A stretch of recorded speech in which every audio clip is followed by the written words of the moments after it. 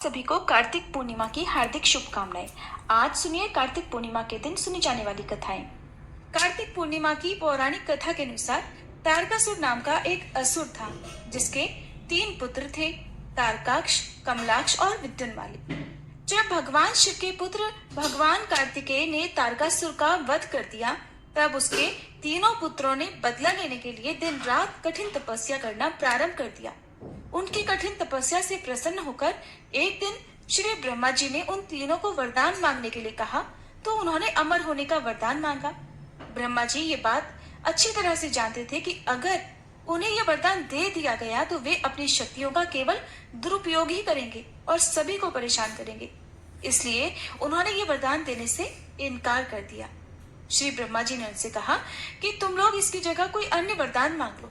तब तीनों कहने लगे कि फिर उनके नाम का एक नगर बसाया जाए और जब भी कोई उनका वध करना चाहे तो सिर्फ एक तीर से तीनों का अंत एक साथ ही कर सके।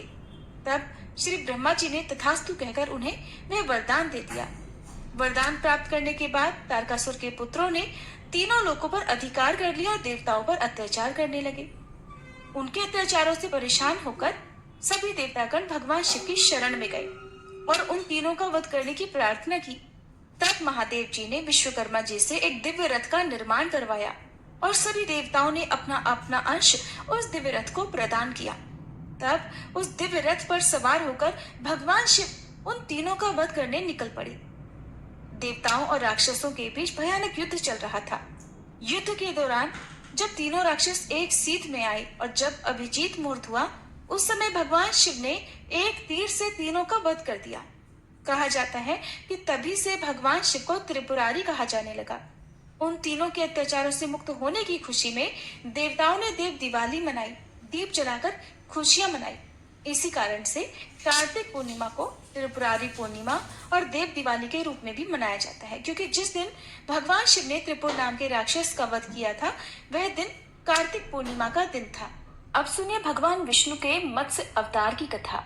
मान्यताओं के अनुसार एक बार एक प्रतापी राजा, जिसका नाम सत्यव्रत था, कृतमाला नदी में स्नान कर रहा था।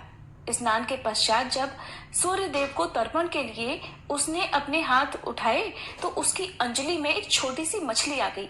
राजा सत्यव्रत ने मछली को पुनः नदी में छोड़ दिया, लेकिन तभी वह मछली बोल उठी कि राजन, इस जल में बड़े बड़े जीव रहते हैं जो छोटे जीवों को मारकर खा जाते हैं।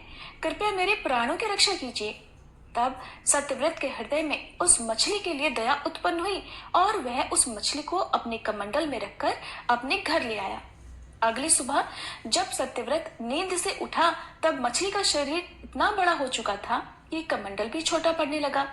तब मछली बोली कि राजन, मेरे रहने के लिए कोई और स्थान हो तो कृपया ढूंढिए, मैं इसमें नहीं रह पा रही हूँ। तब राजा ने मछली को कमंडल से निकालकर पानी के बड़े मटके में रख दिया। रात भर मटका भी मछली के लिए छोटा पड़ने लगा। ऐसा करते करते मछली का आकार इतना बड़ा हो गया कि उसे सरोवर में डालना पड़ा, और जब सरोवर भी छोटा पड़ गया तो उसे समुद्र में डाल दिया गया। अब आश्चर्य की बात यह हुई कि विशालकाय समुद्र भी मछली के लिए छोटा पड़ गया। तब राजा सत्यव्रत ने बड़े ही विनम्र स्वर में पूछा कि आप कौन हैं जिन्होंने सागर को भी डुबो दिया है। तब भगवान विष्णु ने उत्तर दिया कि मैं हयग्रीव नामक दैत्य के वध के लिए आया हूँ, जिसने छल से वेदों को चुरा लिया है और उसके कारण ही जगत में चारों ओर अज्ञानता और अधर्म फैल गया है। मत्स्य रूपधारी भगवान विष्णु ने कहा कि आज से ठीक 7वें दिन के बाद पृथ्वी पर प्रलय आएगी और वह समय बहुत ही भयानक होगा। संपूर्ण पृथ्वी जलमग्न हो जाएगी। जल के अलावा यहाँ कुछ भी नहीं बचेगा। तब आपके पास एक नाव पहुंचेगी और उस समय आप सभी प्रकार के जरूरी अनाज, औषधि, बीज और सप्तऋषियों को साथ लेकर उस नाव पर सवार हो जाएं। मैं उसी समय फिर आपसे मिलूंगा। राजा ने भगवान का यह आदेश स्वीकार कर लिया और 7वें दिन जब पृथ्वी पर प्रलय चक्र ने अपना आकार बढ़ाना शुरू किया और समुद्र सीमाओं को लांघकर सबको जलमग्न करने लगा, तब उसी समय सत्यव्रत को एक नाव दिखाई दी। आदेशानुसार सत्यव्रत ने नाव में सप्तऋषियों को सम्मान पूर्वक चढ़ाया। साथ ही महत्वपूर्ण अनाज, औषधियों को भरकर सत्यव्रत भी उसी नाव पर सवार हो गया। सागर के वेग के कारण नाव अपने आप चलने लगी। चारों ओर जल के सिवा और कुछ दिखाई ही नहीं दे रहा था। इसी बीच राजा सत्यव्रत को मत्स्य रूप में भगवान दिखे और भगवान से आत्मज्ञान पाकर राजा सत्यव्रत और सप्तऋषि धन्य हो गए। जब समुद्र का प्रकोप शांत हुआ तब भगवान ने हयग्रीव का वध कर सभी वेद वापस छीन लिए और ब्रह्मा जी को वापस सौंप दिए। इस प्रकार भगवान विष्णु ने मत्स्य रूप धारण कर वेदों का उद्धार किया तथा प्राणियों का कल्याण किया। कार्तिक पूर्णिमा के दिन ही मणिकर्णिका स्नान भी किया जाता है। विश्व की प्राचीनतम नगरी काशी का मणिकर्णिका घाट सभी घाटों में सबसे महत्वपूर्ण है। पौराणिक मान्यताओं के अनुसार इस घाट पर स्नान करने से मोक्ष की प्राप्ति होती है। वहीं वैकुंठ चतुर्दशी के दिन मणिकर्णिका घाट पर स्नान करने से भगवान भोलेनाथ और भगवान विष्णु दोनों का ही आशीर्वाद प्राप्त होता है। पौराणिक मान्यताओं के अनुसार जब देवी सती अपने पति भगवान शिव का अपमान सहन नहीं कर पाई और अपने पिता दक्ष के यज्ञकुंड में कूद गई थी, तब भगवान शिव वहां प्रकट हुए और अग्नि में से देवी सती के शरीर को अपने हाथों में उठाए पूरे ब्रह्मांड में घूमने लगे। इस दौरान माता का कर्णफूल यानी कान की बाली इसी स्थान पर गिरी थी। तभी से ये घाट मणिकर्णिका घाट कहा जाने लगा। सबसे पहले भगवान विष्णु ने कार्तिक मास के शुक्ल पक्ष की वैकुंठ चतुर्दशी को मणिकर्णिका घाट पर स्नान किया था। तभी से यह स्थान पवित्र माना जाता है। वहीं 14 की रात्रि में तीसरे पहर के समय इस घाट पर स्नान करने से मोक्ष की प्राप्ति होती है। एक बार की बात है जब भगवान विष्णु पृथ्वी पर भगवान भोलेनाथ की पूजा आराधना करने के लिए काशी आए थे। तब उन्होंने मणिकर्णिका घाट पर स्नान किया। स्नान के पश्चात भगवान विष्णु भगवान शिव का पूजन करने के लिए उन पर 1000 कमल के पुष्प अर्पित करने बैठे। तभी भगवान शिव ने श्री विष्णु जी की परीक्षा लेने के लिए एक कमल का पुष्प छुपा दिया। भगवान विष्णु को जब वह कमल का पुष्प नहीं दिखाई दिया तब उन्होंने अपने नेत्र भगवान शिव को अर्पित करने के बारे में सोचा और जैसे ही वह अपना नेत्र शिव जी को अर्पित करने लगे तभी भगवान भोलेनाथ वहां प्रकट हो गए। भोलेनाथ ने कहा कि पूरे संसार में उनसे बड़ा महादेव का भक्त कोई नहीं है और इस दिन जो भी व्यक्ति मणिकर्णिका घाट पर स्नान कर उनकी पूजा करेगा उसके सभी कष्ट दूर होंगे और मृत्यु के पश्चात उसे मोक्ष की भी प्राप्ति होगी। इस प्रकार मणिकर्णिका घाट पर स्नान करने से मनुष्य के सभी पाप ताप नष्ट हो जाते हैं। इस घाट पर हिंदुओं का दाह संस्कार भी किया जाता है। ऐसी मान्यता है कि मणिकर्णिका घाट पर अंतिम संस्कार करने से सीधे स्वर्ग की प्राप्ति होती है और इसीलिए इसे मोक्षदायिनी घाट भी कहते हैं। कार्तिक पूर्णिमा को देव दिवाली के रूप में मनाए जाने के पीछे जो कथा है वो इस प्रकार है। एक बार त्रिशंकु को राजर्षि विश्वामित्र ने अपने तपोबल से स्वर्ग पहुंचा दिया। देवतागण इससे उद्विग्न हो गए और त्रिशंकु को देवताओं ने स्वर्ग से भगा दिया। शापग्रस्त त्रिशंकु अधर में लटके रहे। त्रिशंकु को स्वर्ग से निकाले जाने से शुद्ध विष्णु मुनि ने पृथ्वी स्वर्ग आदि से मुक्त एक नई समूची सृष्टि की ही अपने तपोबल से रचना प्रारंभ कर दी। उन्होंने कुश, मिट्टी, ऊंट, बकरी, भेड़, नारियल, कोहड़ा, सिंघाड़ा आदि की रचना का क्रम प्रारंभ कर दिया। इसी क्रम में विश्वामित्र मुनि ने वर्तमान ब्रह्मा विष्णु महेश की प्रतिमा बनाकर उन्हें भी अभिमंत्रित करके उनमें प्राण फूंकना आरंभ कर दिया। अब तो सारी सृष्टि डावाडोल हो उठी। चारों ओर कोहराम मच गया। तब हाहाकार के बीच देवताओं ने मुनिवर विश्वामित्र से ऐसा न करने की प्रार्थना की। तब महर्षि प्रसन्न हो गए और उन्होंने नई सृष्टि की रचना का अपना संकल्प वापस ले लिया। देवताओं और ऋषि मुनियों में प्रसन्नता की लहर दौड़ गई। पृथ्वी, स्वर्ग, पाताल सभी जगह इस अवसर पर दीपावली मनाई गई। यही अवसर अब देव दिवाली के रूप में जाना जाता है। कार्तिक मास में चिड़ा चिड़ी की कहानी सुनी जाती है जो कि कार्तिक पूर्णिमा के अगले दिन यानी पड़वा को पढ़ते या सुनते हैं। इस दिन आटे के चिड़ाचिड़ी बनाकर घर के बीचों बीच रखने के बाद उन्हें वस्त्र पहनाते हैं। घर के सभी कमरों में घर का सारा सामान रखते हैं और चिड़ाचिड़ी को खील, बताशे और लड्डू का भोग लगाते हैं। इस दिन खिचड़ी बनाकर घी और आम के अचार के साथ ठाकुर जी को भोग लगाकर खुद भी प्रसाद ग्रहण करते हैं और खिचड़ी की सामग्री का दान मंदिर में भी देते हैं। जिन लोगों का अपना घर नहीं है और घर खरीदने की आपकी इच्छा हो, किसी कारण से आप घर नहीं खरीद पा रहे हो, या आपका मकान बनने वाला हो तो आपको चिड़ा चिड़ी की इस कहानी को आज जरूर सुनना चाहिए। ऐसा माना जाता है कि ये कहानी सुनने से मकान बहुत जल्दी बन जाता है, या जो इच्छा आपकी है, मकान जिस तरह का मकान आपको चाहिए वो इच्छा भी आपकी जल्दी पूरी हो जाती है। चिड़ा चिड़ी की कहानी सुनने के लिए आप अपने घर के आंगन में या फिर खुली जगह पर, मंदिर के सामने भी, कहीं पर भी बैठकर इस कहानी को सुन सकते हैं। कहानी सुनने से पहले आपको आटे से चौक पूर कर एक मकान का आकृति बनानी होती है।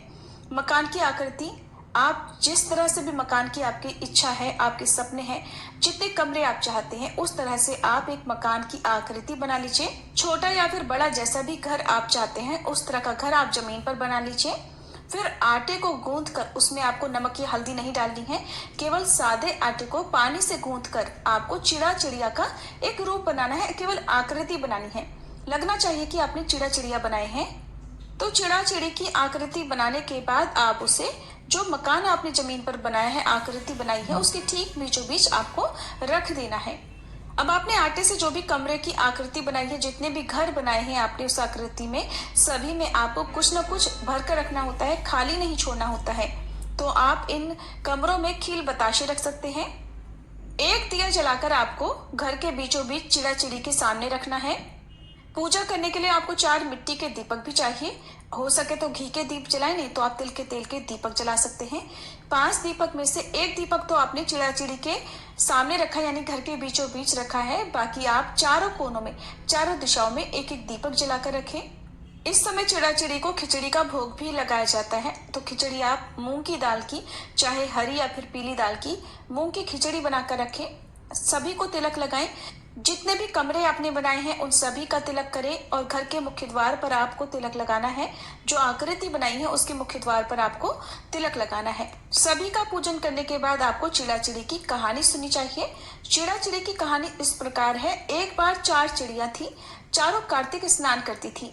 पड़वा आने पर चारों ने सोचा कि चलो खिचड़ी बनाएं। एक चिड़िया चावल लेकर आई, एक चिड़िया दाल लेकर आई, एक चिड़िया घी लेकर आई। सबने मिलकर खिचड़ी बनाई। सबने सोचा कि पहले कार्तिक स्नान कर लें, नहा कर आ जाएं, फिर सब साथ बैठकर खिचड़ी खाएंगी। तो पहले एक चिड़िया स्नान करके आई, उसे जोर की भूख लग रही थी, लेकिन बाकी चिड़िया अभी तक स्नान करके वापस नहीं लौटी थी। तो उसने खिचड़ी की भाप खा ली, यानी भाप सूंघ कर अपना पेट भर लिया। दूसरी चिड़िया आई, उसे भी भूख लगी थी, तो उसने पानी पी लिया। तीसरी चिड़िया ने खिचड़ी खा ली और चौथी चिड़िया ने बची हुई खुरचन खा ली। कुछ समय के बाद चारों चिड़िया मर गई। जिस चिड़िया ने भाप खाई थी वो तो राजा के घर राजकुमारी बनी। जिस चिड़िया ने पानी पिया वो कुम्हार की लड़की बनी। जिस चिड़िया ने खिचड़ी खाई थी वो अगले जन्म में ब्राह्मण की लड़की बनी। और जिस चिड़िया ने खुरचन खाई थी वह हथिनी बनी। अब कुम्हार की लड़की राजा के यहाँ दासी बनी, ब्राह्मण की लड़की राजकुमारी की सहेली बनी, हथिनी भी राजा के यहाँ पर ही थी। राजकुमारी को पिछले जन्म की सारी बातें याद थी। राजकुमारी का विवाह हुआ। जब वह विदा हो रही थी तो राजा से बोली, पिताजी मैं अपनी सहेली और दासी को भी साथ लेकर जाऊंगी। राजा ने कहा ठीक है, ले जाना। राजकुमारी फिर भी नहीं गई तो राजा ने पूछा, अब तुम्हें और क्या चाहिए? तो वह बोली, पिताजी मुझे हथिनी भी चाहिए। तो राजा ने अपने नौकर को हथिनी को लाने भेज दिया, क्योंकि वह हथिनी किसी के बस में नहीं आती थी, किसी के कहे अनुसार नहीं चलती थी। जब वह हथिनी नहीं उठी तो राजकुमारी खुद चलकर उसके पास गई और उसके कान में पिछले जन्म की बात कही, जिसे सुनते ही वह हथिनी उठकर खड़ी होकर चल पड़ी। ये देखकर राजा बड़ा हैरान हुआ। सोचने लगा कि ये तो मेरी बेटी नहीं है, क्योंकि ये तो जानवरों से बात करती है। राजा ने सोचा कि शायद मेरी बेटी के रूप में ये कोई और बहुरूपिया है। तब राजा ने क्रोध के मारे तलवार निकाल ली और कहा कि सच सच बता तू कौन है, नहीं तो मैं तेरी गर्दन काट दूंगा। तब राजकुमारी ने अपने पिताजी से अपने पिछले जन्म की सारी बात कही। ये सुनकर सभी को बहुत हैरानी हुई। तब वह राजकुमार जिससे राजकुमारी का विवाह हुआ था ये सब देख रहा था। तब वह राजकुमारी से कहने लगा कि अगर कार्तिक स्नान की इतनी महिमा है तब तो हम दोनों भी मिलकर जोड़े से कार्तिक स्नान करेंगे और खूब दान पुण्य करेंगे। चिड़ा चिड़ी की इस कहानी को सुनने के बाद गणेश भगवान की कहानी सुनने से ही कहानी का पूरा पुण्य मिलता है। गणेश भगवान की कथा के अनुसार एक बार एक बूढ़ी माई थी। मिट्टी के गणेश जी बनाकर रोज उनकी पूजा करती थी। रोज बनाती, लेकिन रोज गणेश भगवान की मूर्ति गल जाया करती। एक बार एक सेठ का मकान बन रहा था। वे वहां पहुंची और बोली, पत्थर का गणेश बना दो। मिस्त्री बोले, जितनी देर में हम तेरा पत्थर का गणेश बनाएंगे उतनी देर में अपनी दीवार न चिन लेंगे। बुढ़िया बोली, राम करे तुम्हारी दीवार टेढ़ी हो जाए। अब की उनकी दीवार टेढ़ी हो गई। वो चिने और ढा देवे, चिने और ढा देवे। इस तरह करते करते शाम हो गई, लेकिन दीवार नहीं बन पाई। शाम को सेठ आया। उसने कहा, आज कुछ नहीं किया? तो वे कहने लगे कि एक बूढ़ी आई थी, कह रही थी कि मेरा पत्थर का गणेश बना दो। हमने नहीं बनाया तो उसने कहा तुम्हारी दीवार टेढ़ी हो जाए। तब से दीवार सीधी नहीं बन रही है, हम बनाते हैं और ढा देते हैं। तब सेठ ने बूढ़ी माई को बुलवाया और कहा, हम तेरा सोने का गणेश बनवा देंगे, हमारी दीवार सीधी कर दो। ऐसा कहकर सेठ जी ने बुढ़िया माई को सोने के गणेश ही बनवा कर दे दिए और ऐसा करते ही सेठ जी की दीवार सीधी हो गई।